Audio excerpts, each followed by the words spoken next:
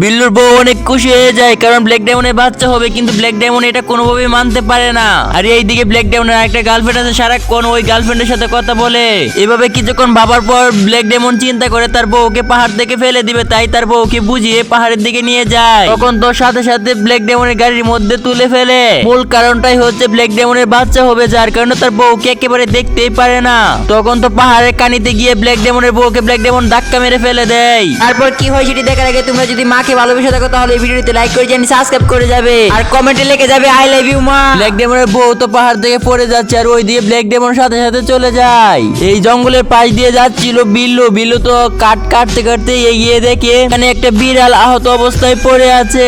তখন সে বিড়ালটাকে কুলে করে নিয়ে যায়, আর এইদিকে ব্ল্যাক ডেমন অন্য একটা বিড়ালকে বিয়ে করে ফেলে। তার কিছুদিন পরে শুনে ওই বিড়ালটি এখান থেকে বাচ্চা হবে। আর এইদিকে বিল্লু এই বিড়ালটিকে আর এই বিড়ালের বাচ্চাটিকে অনেক আদর করে। তখন ব্ল্যাক ডেমন চিন্তা করে ওই বিড়ালটিকে পাহাড় থেকে ফেলে দেবে, কিন্তু সেটার বিপরীতে ব্ল্যাক ডেমনকে পাহাড় থেকে ফেলে দেয় বিড়ালটি।